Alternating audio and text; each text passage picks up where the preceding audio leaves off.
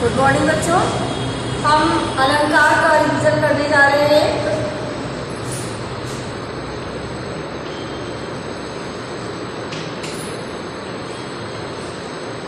अलंकार का अर्थ क्या होता है? आभूषण या शोभा। तो जिस तरह से कोई स्त्री आभूषण पहन करके सुंदर लगती है, उसी प्रकार से काव्य भी वर्णों की आवृत्ति, उनके अर्थ, उन शब्दों की आवृत्ति, उनके अर्थ, उसके आधार पर ही उनकी सुंदरता बढ़ती है। तो कोई भी काव्य जब तक किसी मात्रा, छंद, तुक आदि बंधनों में नहीं जुड़ेगा, तब तक वो सुंदर नहीं बन सकता है। तो काव्य की शोभा बढ़ाने वाले जो शब्द होते हैं, उनको हम अलंकार कहते हैं। काव्य शोभा करान धर्मा अलंकारान च प्रचक्षते। ठीक है, तो अलंकार क्या है? काव्य की शोभा को बढ़ाने वाले तत्व अलंकार कहलाते हैं। अलंकार बेटा दो भेद है इसके, एक शब्द अलंकार है, दूसरा अर्थ अलंकार है। इसके दो भेद हैं।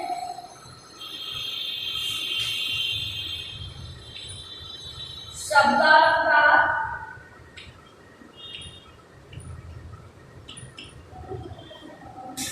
अगर हम अलग अलग लिखते तो शब्द अलंकार लिखते नहीं, शब्द अलंकार भी लिखते तोड़ेंगे तो शब्द अलंकार ही हो जाएगा। और उसके बाद है अर्थ अलंकार।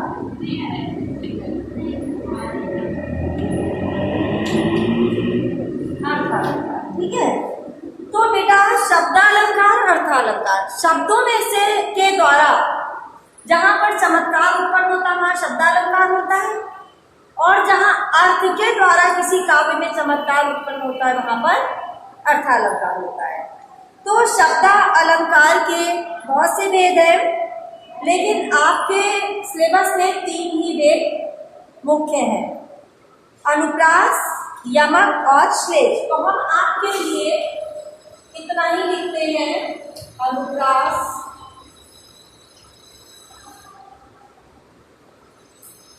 यमक,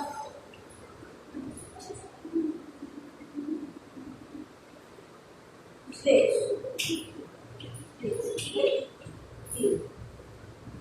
तो बहुत बार बताने के बाद भी बेटा गलती क्या करते हो कि शब्द और वर्ण का फर्क आप नहीं करते हो। वर्ण क्या है? एक अक्षर जिसके हम टुकड़े नहीं कर सकते। शब्द क्या है? जो कई अक्षरों का समूह है। ठीक है, तो शब्द और अर्थ का मतलब तो ये हो गया। तो आपका अनुप्रास अलंकार, अब आप खुद से भी लिख सकते हो, हम समझा भी रहे हैं आपको कि एक वर्ण की आवृत्ति बार बार होने पर अनुप्रास अलंकार होता है।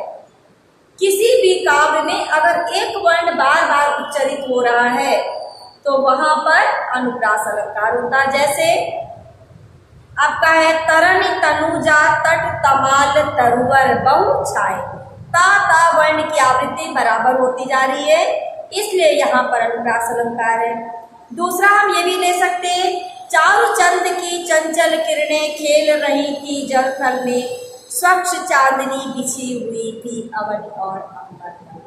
तो आप ये 2 उदाहरण लिख सकते हो ना। तो हम एक उदाहरण लिख के आपको केवल समझा देंगे अनुप्रास का, बाकी आप खुद से करोगे। पहले परिभाषा लिख लोगे, स्वयं लिखोगे परिभाषा कि जहां एक वर्ण की आवृत्ति बार बार होती है वहां पर अनुप्रास अलंकार होता है। चारु चंद्र की चंचल किरणें खेल रही थी जल थल में। अब देखिए यहाँ पे चा चा चा चा कितनी बार हो गया? चा वर्ण की आवृत्ति बार बार हो रही है ना, इसलिए यहाँ पर अनुप्रास अलंकार होगा। और यहाँ ला वर्ण की आवृत्ति की बात है। ठीक है, क्लियर हो गया अनुप्रास अलंकार। तो इसके बाद में आपको देखिए अब अनुप्रास अलंकार के भी भेद हैं बेटा। तो कौन कौन से भेद हैं? छेकानुप्रास अलंकार, वृत्त्यानुप्रास अलंकार, उसके बाद श्रुत्यानुप्रास अलंकार, लाटानुप्रास अलंकार और अंत्यानुप्रास अलंकार। तो बेटा 6 का अनुप्रास कौन सा है? एक वर्ण की आवृत्ति बार बार होती है, अर्थात एक वर्ण 2 बार आता है। जैसा कि अभी हमने आपको बताया, अनुप्रास अलंकार का जो उदाहरण है वही उदाहरण हम 6 का अनुप्रास में भी ले सकते हैं। ठीक है। इस करुणा कलित हृदय में, अब विकल रागिनी बसती है। करुणा और कलित दोनों में शब्दों में का की आवृत्ति हुई है, इसलिए यहाँ पर आपका 6 का अनुप्रास अलंकार होगा। वृत्त्यानुप्रास अलंकार, तो वृत्त्यानुप्रास का मतलब होता है जहाँ अनेक वर्णों की आवृत्ति 2 या 2 से अधिक बार हो। ठीक है। अब जैसे मान लो इन दोनों को छोड़ भी देते हैं, इनको लेते हैं, नहीं हो गया ना। तो कई बार ऐसा होता है, कुछ काव्य ऐसे होते हैं कि एक वर्ण 2 बार आया, फिर कोई दूसरा वर्ण है आपका, दूसरा शब्द है। ठीक है। एक शब्द आपका 2 बार आया तो उसमें आपके 2 शब्द की एक शब्द की आवृत्ति हो गई, फिर कोई नया 2 शब्द आ गया, उसकी आवृत्ति पुनः मिल गई। तो कई शब्दों की आवृत्ति कई वर्णों की आवृत्ति बार बार होती है, वहां पर आपका वृत्त्यानुप्रास अलंकार होता है। ठीक है। अब चारुचंद्र की चंचल किरणें खेल रही थी जलथल में, यहाँ पर हमारा वृत्त्यानुप्रास अलंकार भी है, क्योंकि लाला की आवृत्ति भी है और था की आवृत्ति भी है। ठीक है। तो यहाँ पर क्या है? ला की आवृत्ति भी देंगे, यहाँ भी ला है, यहाँ भी ला है, यहाँ भी ला है। तो इस वजह से यहाँ पर कौन सा अलंकार होगा? वृत्त्यानुप्रास अलंकार होगा। ठीक है। और तरंग तरुजा तट तमाल तरुवर बहुछाए, ये वाला भी आपका 6 का अनुप्रास का अलंकार का उदाहरण हो सकता है। उसके बाद है श्रुत्यानुप्रास अलंकार। देखिए सब कुछ हम बोर्ड पे नहीं लिखेंगे, आप लोग बड़े बच्चे हो, समझ के कर सकते हो। श्रुत्यानुप्रास का मतलब होता है बेटा सुनना, श्रु माने होता है सुनना, और श्रुति के लिए क्या होता है? जीभ का प्रयोग होता है, दांत का प्रयोग होता है, होठ का प्रयोग होता है ना। जब तक हम सारी चीजों का प्रयोग करके बोलते नहीं, तब तक वर्ण हमारा मुंह से नहीं निकलता है। तो जहाँ कंठ, तालु, दंत आदि एक ही स्थान से उच्चरित होने वाले वर्णों की आवृत्ति हो, वहां श्रुत्यानुप्रास अलंकार होता है। मतलब अगर कोई वर्ण है, उसकी आवृत्ति बार बार दांतों से हो रही है, बार बार तालु से हो रही है, बार बार होठों से हो रही है, तो इससे हम देखते हैं कि श्रुत्यानुप्रास अलंकार होता है।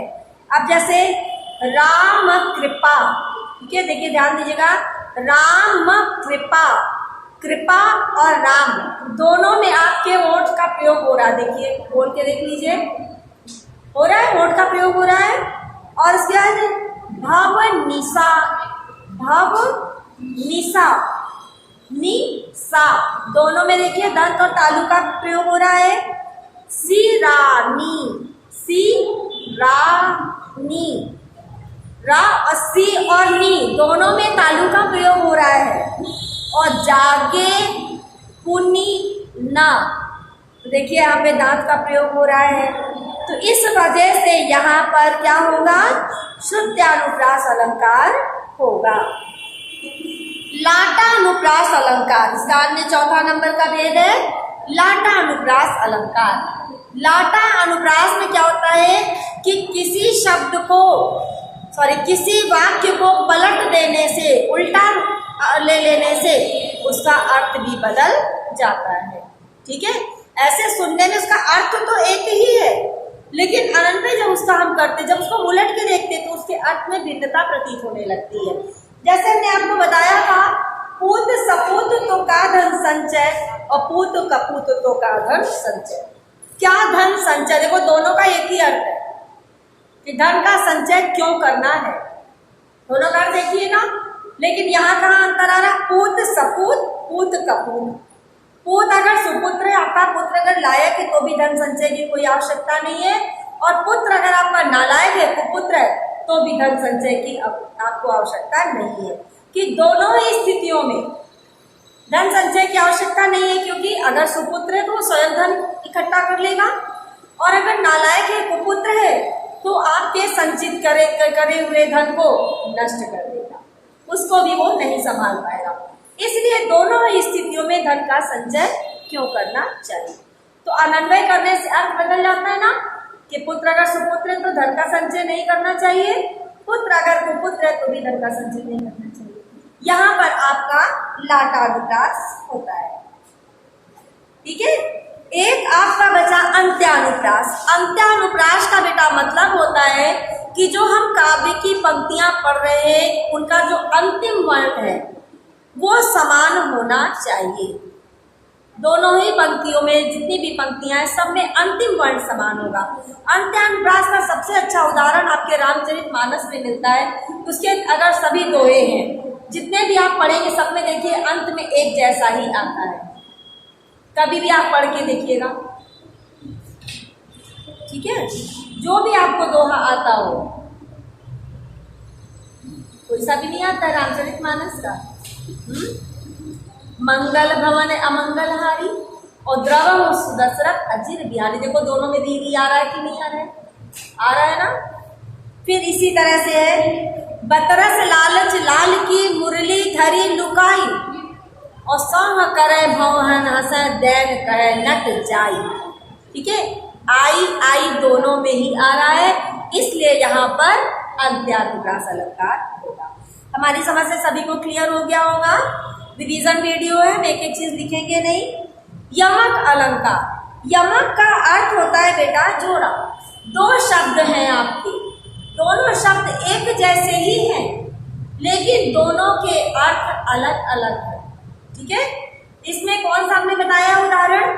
कनक कनक ते 100 गुना माँ दत्ता अधिकाए और वह खाए बौराए जग वह खाए बौराए। इसमें हम यमक का उदाहरण लिख दे रहे हैं। कनक कनक ते 100 गुना माँ दत्ता अधिकाए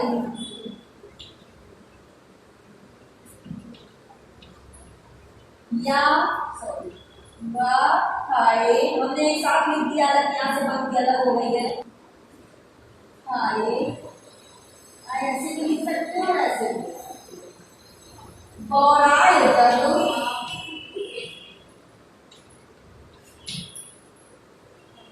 वह खाए बौराए।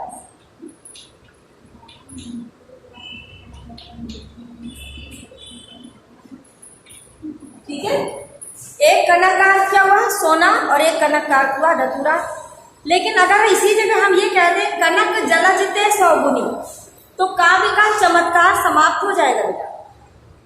वैसे कनक का अर्थ भी सोना होता है और एक कनक का अर्थ क्या होता है? धतूरा होता है। ठीक है ना, हम शब्दों को नहीं बदल सकते। ठीक, कनक कनकते 100 गुनी, एक कनक का मतलब धतूरा और दूसरे कनक का मतलब सोना। तो एक को पाकर के आदमी पागल हो जाता है। क्यों? सोना बहुत सारा मिल गया, धन संपत्ति मिल गई, अहंकार से पागल हो गया। और एक क्या है? धतूरा, जिसको खा करके आदमी पागल हो जाता है। ठीक है ना, तो क्या है? कनक कनकते 100 गुना माँ दत्ता अधिकाए वह खाए बौराए। एक को खा करके आदमी बौरा जाता है, वह पाए बौराए, और एक को पा करके आदमी बौरा जाता है। तो ये क्लियर हो गया होगा सभी को, यमक अलंकार। ठीक है, अब इसमें भी कई हैं भेद इसके। अभंग पद है, सभंग पद है। तो अभंग पद का क्या है? कनक कनक वाला उदाहरण आता है बेटा इसमें। और सभंग माने तोड़ करके अर्थ निकालना। ठीक है, सभंग पद का मतलब होता है भंग के साथ, उसको तोड़ना नहीं है।